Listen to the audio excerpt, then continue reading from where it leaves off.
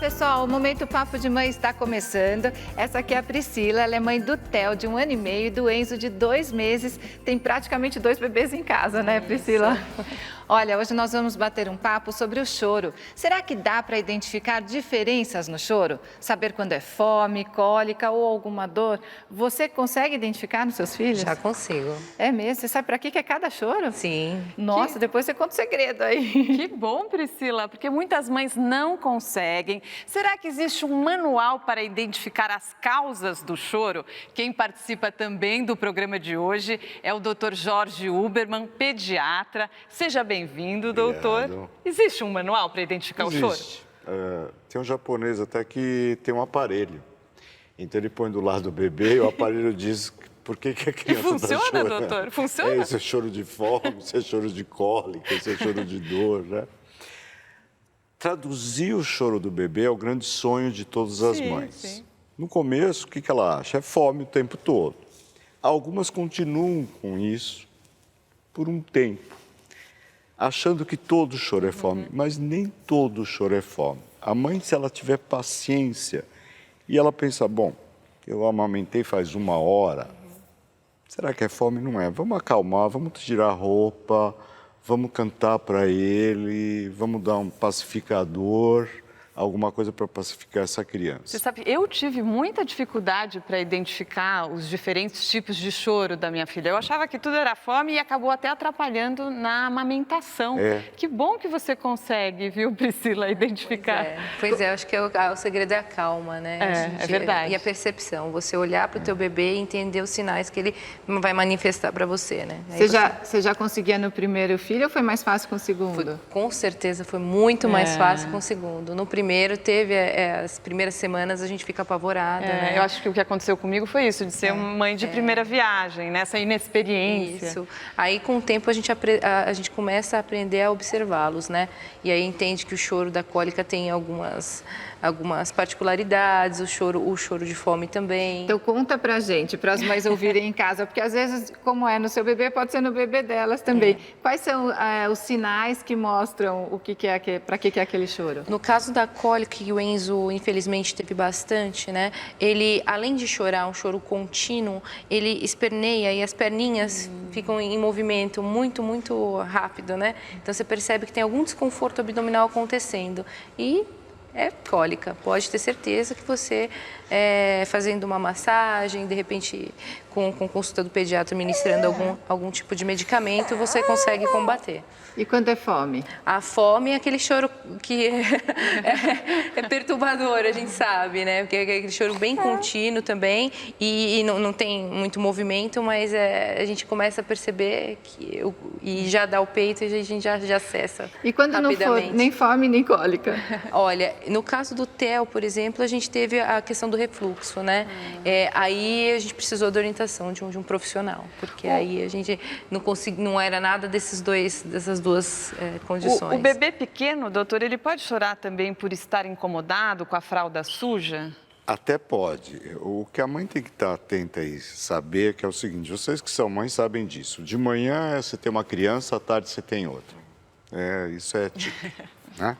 De manhã é um momento mais tranquilo, um momento melhor, à tarde é aquele desespero. Isso é o choro da cólica. A cólica é a doença dos 3. Depois das 3 horas, dura 3 a 4 horas e vai até os 3 meses. Mas começa no recém-nascido? Recém-nascido já tem cólica? 10 dias já começa, porque a mãe está amamentando, está formando as bactérias vão ter frala lá dentro e vão fazer gases. E esses gases incomodam. Ela descreveu perfeitamente como é que é uma criança que se agita, bate as pernas. O que ela quer?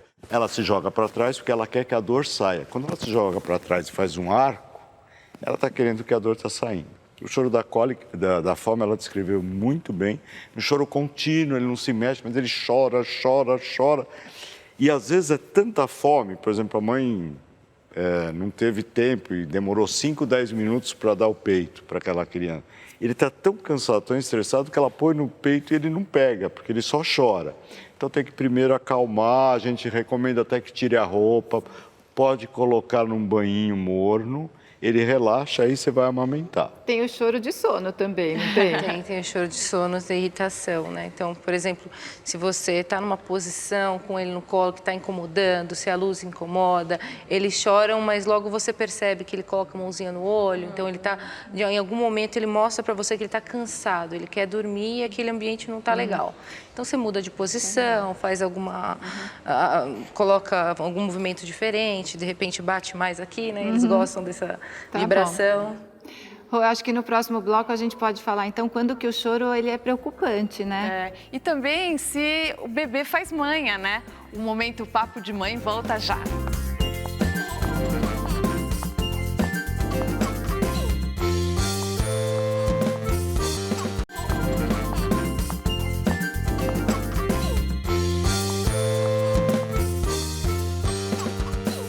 O Momento Papo de Mãe está de volta. Hoje estamos falando sobre o choro do bebê.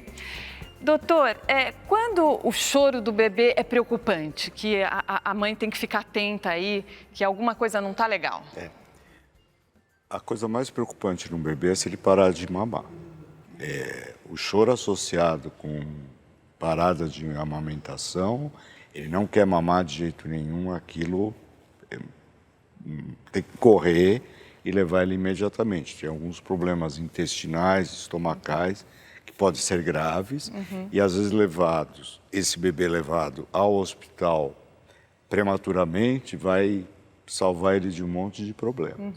A segunda coisa são os sintomas que a gente já conhece. É o vômito que não para, é a febre que não para. Então, mas principalmente a pergunta que sempre deve se fazer: seu bebê está mamando, apesar dele chorar, está. Então ainda ele está bem. Se ele não parar, aí mesmo mamando, você deve procurar um especialista para que ele seja examinado e poder tirar suas dúvidas adequadamente. E manha, doutor? Muita gente fala assim, ele está fazendo manha, ele quer colo. O bebê pequeno, recém-nascido, faz manha? Não tem manha. A manha é uma doença do desenvolvimento da criança. Quer dizer, se você, a toda apelação do bebê, a todo choro, você pegar, ele vai criar o reflexo de Pavlov, que é: chorei, me pegaram. Isso ele pode criar a manha dele. Mas isso já maiorzinho, que ele percebe. Exatamente, mas não um bebê recém-nascido, não tem manha, né? A partir de o bebê, quantos pelo meses? contrário, tem alguns pais que acham que o bebê fica muito confortável no colo. Mas tem pais que falam: olha, eu já percebi que o meu bebê gosta de ficar no berço, ele gosta de ficar no carrinho, ele quer o espaço dele, quer se mexer, porque quando você está com ele no colo, ele está contido. Já tem personalidade, né? Já. Então é importante você perceber o que seu filho quer. Tem um problema também de roupas. O que acontece? Até quando você sai da maternidade, olha, põe muita roupa que ele sente frio. E realmente sente até os 15, 20 dias. Mas depois disso ele não sente mais frio. A gente esquece de tirar toda aquela roupa. Então, está morrendo de calor, não está bem, não é verdade? As roupas também, às vezes, são muito enfeitadas, né? Com muito detalhe. Não sei se aquilo incomoda também. Agora, essa coisa já de ser um pouquinho de manha seria a partir de quantos meses? A partir do 6º mês. 6º mês. Os seus filhos, como é que é? São manhosos? Não são um é diferente do outro? Olha, bom, ele ainda é muito bebezinho. Super diferentes. Não faz né? manha. Mas... ele não faz manha, muito pelo contrário, ele é super tranquilo, né? Só chora mesmo quando tem manifesto de fome ou cólica. Agora, o Theo, ele já está numa idade que faz manha, né? Tem quase 2 anos, né? Faz. Agora, e tem um bebê que é mais chorão que outro? Porque tem isso também, né? Tem bebê que é bem chorão, outros são mais calminhos. Como é que são seus filhos? Eu tive uma sorte muito grande, né? Porque os dois são super comportados, só choram para manifestar alguma coisa mesmo. Ou é fome, ou é dorzinha. Estão no direito deles também, né? Só no direito deles. E, doutor, tem que tentar acalmar a criança, pegar a criança no colo para fazê-la parar de chorar? Porque às vezes a gente não consegue. E tem alguns pais que falam: não, tem que deixa a criança chorar. Qual que é a orientação? Eu não sou desse que acho que deixa a criança chorar. Eu acho que você tem que conhecer teu filho para poder deixá-lo chorar e ter certeza que aquilo não é um problema. Mas eu acho que o carinho, aquele momento, o que você quer, o que você está sentindo, o que você está passando, é importante você perguntar, ou, se ele não souber ainda responder, você tentar tirar a roupa, ver se ele está com incômodo e tal. Eu tive um caso de um bebê, foi muito interessante, que ele chorava,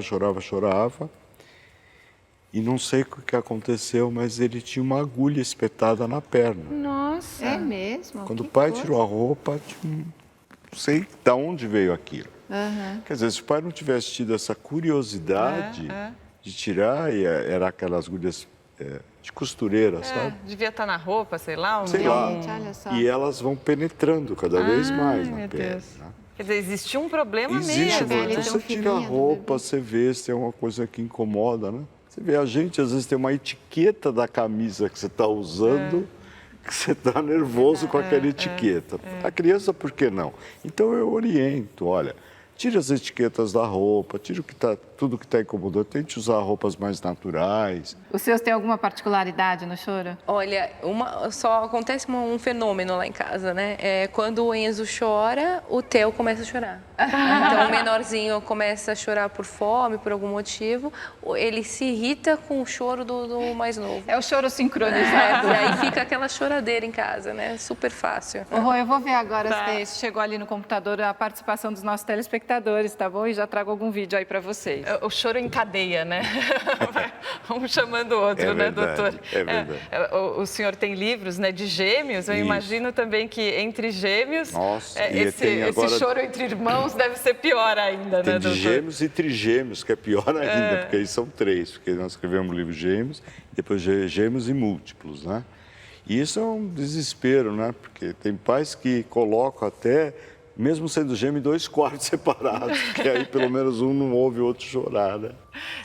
Olha, então agora a gente vai assistir aí a participação dos telespectadores que nos enviam vídeos, né? E a resposta é dada pelos especialistas que colaboram com o Momento Papo de Mãe. Oi, eu sou a Carla, mãe do Lucas, de 2 anos e meio. E o Lucas fala poucas palavras. E eu fico comparando ele com a minha filha de 6 anos, que nessa idade já falava bastante. É normal o Lucas falar poucas palavras? Olá, Carla. Nossas crianças possuem momentos diferentes para desenvolver a fala. Na idade do Lucas, é esperado que ele fale até 450 palavras e comunique-se com crianças e adultos. Caso isso não ocorra, consulte um fonoaudiólogo ou um neuropediatra e, descartando as hipóteses orgânicas e cognitivas, pensaremos nas emocionais.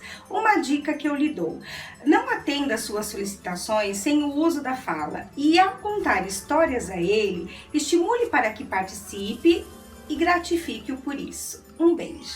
Doutor, muito obrigada pela presença aqui no Momento Papo de Eu que Mãe. agradeço. Volte sempre. Foi muito bom. Obrigada ao Enzo também, ó, que ficou dormindo o programa todo tão bonitinho. Ele nem chorou, né? A gente nem precisa fazer ele chorar, ainda bem, né? Que bom. Para fazer um fundo musical no programa.